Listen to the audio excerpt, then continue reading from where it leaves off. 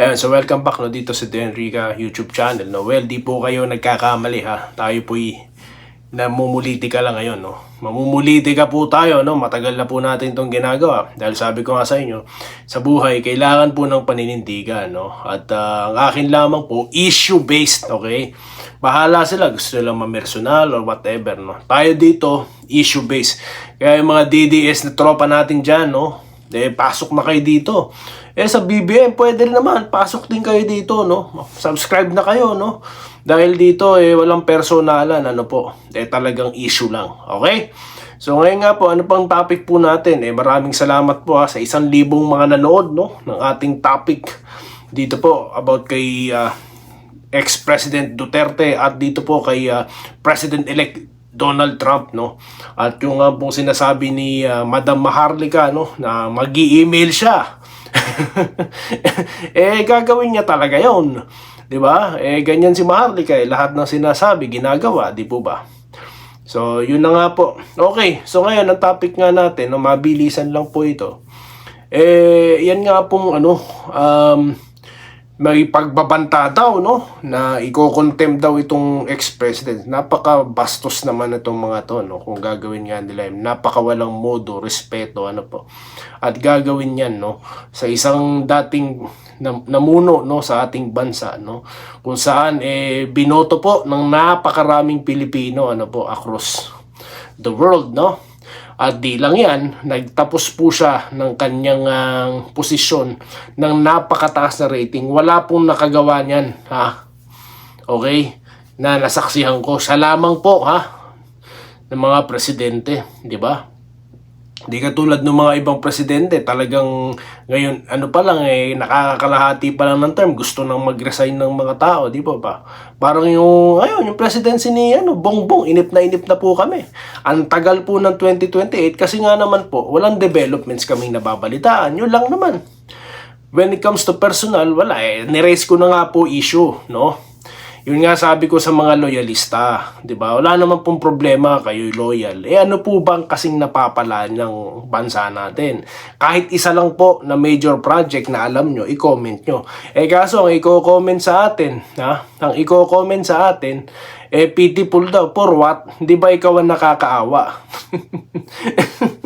O di naman kaya, no? Kaya, ay nako. Anyways, yun na nga, may pagbabanta, no? Anong sabi ni Tatay Digong sa kanila? No? Sipain ko.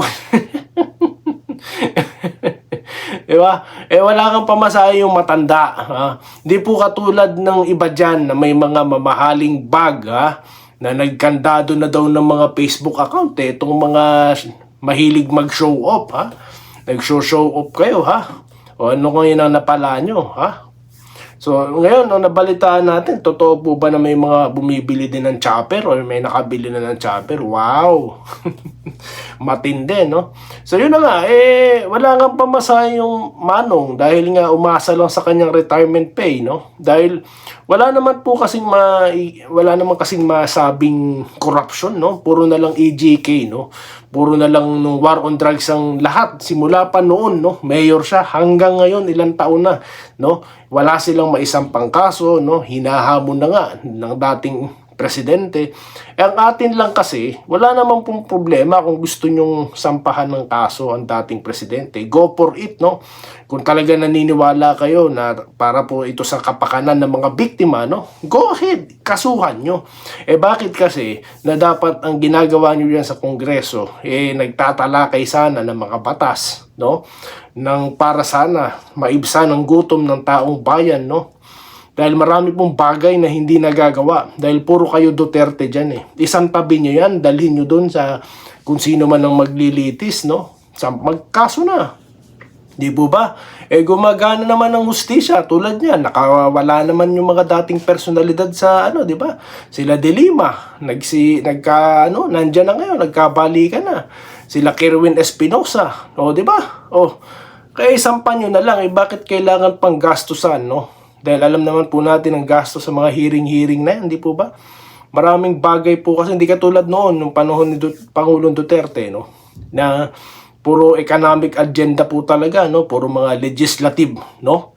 Kaya nalalaman nating lahat yan dahil yan ang tinatalak. Ngayon wala tayong makita kundi yung mga ang nakakatawa pa dyan sa mga yan, yung mga testigo nyo hindi sumisikat. Kasi nga, hindi nyo napapansin, hindi nyo napapansin na hindi naman talaga yan, hindi tumatalab sa taong bayan. Tignan nyo ang Pangulong Duterte, isang upo niya lang dyan, lahat ng atensyon nasa kanya.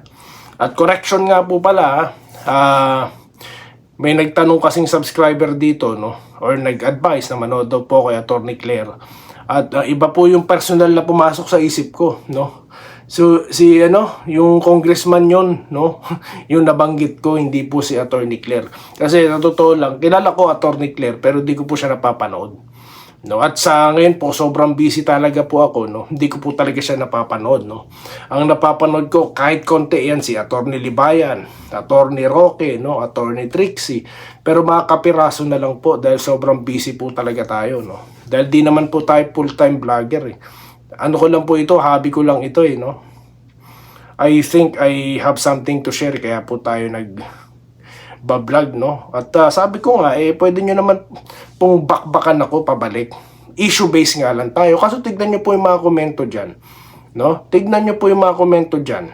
Dito tayo sa mataas ang view na umabot na po ng 1,000 na. Okay? Nakita nyo po ang mga comment nila dyan. Ayan, Ano ba? Party ang malakas, sabi po ni Isagani Luna, Eto pa, Nan Duterte, tulog ka ata. Inaantay ko siyang sumagot Anong nakikita mo? Partida, nandito pa ako sa Canada, ha? Ikaw, kung nasaan ka man, kung nasa Pilipinas ka, ano pa? Nakakatawa to siya, Sir Willie Bautista, tignan nyo naman, or Wilfredo Bautista, nasundan pa rin tayo kahit sa politika, Ganun po talaga, minsan, wala silang, hindi lang sila may karapatang mamulitika, Tayo din po, Ito, manood daw po tayo, attorney, yun nga po hindi ko siya napapanood, Ito, bias, pro Duterte nga po ko, DDS ako, kasi nga, ulitin ko na naman, binoto ko si Marcos for continuity, for unity and continuity, okay? Kaso ano pong nangyayari, Mismo na pong Vice Presidente na po nagsasalita or nagsalita na wala ng mga major projects. Ngayon patunayan nyo, na meron pa, may pinagmalaki sa bunganga mismo ng presidente nang galing ang flood control. Kung totoo yan, kahit isa man lang dyan gumana. Kaso, tignan nyo ngayon, puro na lang sila palusot. Na-overwhelm, binangga ng barko, pambihira. Anak ng baka naman yan, Mabuti pa sa dating presidenteng, wala tayong narinig na ganyan. Kay Pinoy, kahit papano, Kahit papano, di ba? Dito, mas matindi po talaga, Ito parang guhit lang kasi, sabi po ni Gerald Castillo. Yun na nga po, kahit po yung kay Trump, nung pumunta siya doon sa North Korea, nakita po ba natin sa mga nakarang presidente yon? Talaga pong kahit guhit yan, talagang delikado ka pa mag-cross dyan, Pero tignan nyo naman, lahat tinaropa ni Trump, di ba?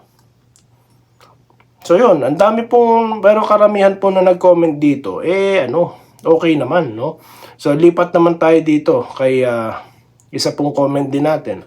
About flood control naman po, Yan, mga mini shoutout po tayo dito, Ito lang, di lang pang sports, pati politika, sabi po ni Domingo Acosta.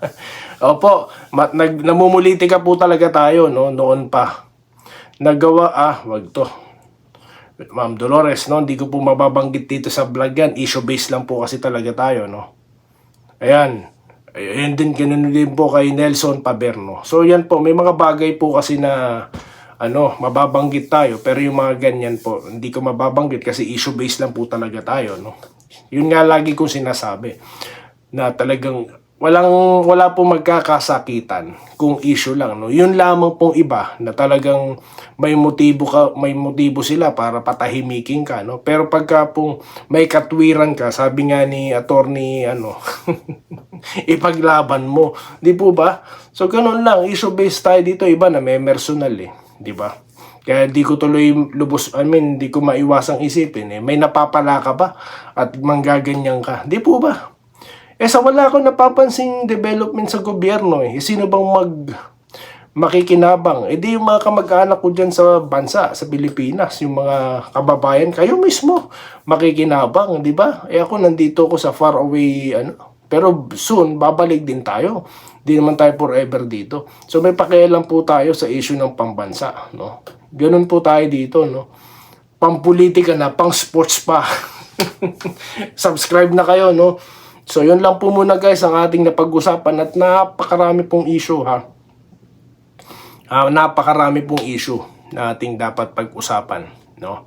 So yun lamang po muna guys ang ating gustong pag-usapan dito at magkikita-kita po tayo sa susunod na mga contents na politika, no? Dito lamang sa Denrica YouTube channel. Muli, maraming salamat po sa inyong panonood.